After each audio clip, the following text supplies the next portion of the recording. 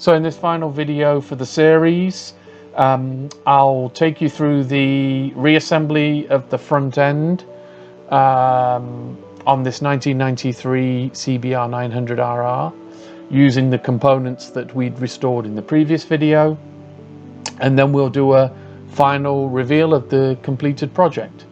So first thing is to fit the front wheel and brake calipers. We didn't have to do any restoration on the calipers themselves. They were in excellent condition.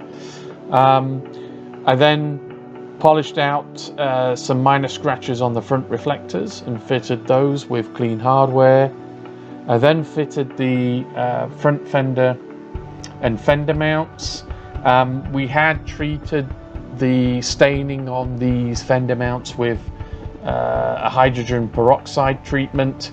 And it did remove quite a bit of the staining, but not all of it.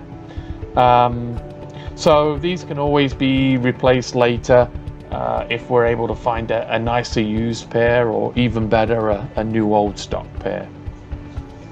Next up, I fitted all the tank and all the remaining bodywork, so the top cowl, the side cowls, and the lower cowls. While I was going to restore the original mirrors, we couldn't find a decent set of rubber shrouds, and so I opted to fit a good quality aftermarket mirror instead. These particular mirrors are almost identical to the OE items, and I may still attempt to restore the originals and maybe show that in a separate video. For the turn signals, the right hand side turn signal had been pretty badly scratched in a previous incident, and so I replaced the housing with a new old stock item I'd purchased for my VF1000R. Interestingly, they are identical, even though there is 8 years between the two models. And the left hand side turn signal was in excellent condition already, and just needed a quick once over with a light polish to remove some scuff marks. When I was testing the turn signals, I found the switch itself was sticking and preventing them from turning on. This is actually a common problem with the CBRs I've found in the past, and it's generally caused by the hardening of grease that was applied to the switch mechanism internally during manufacturing.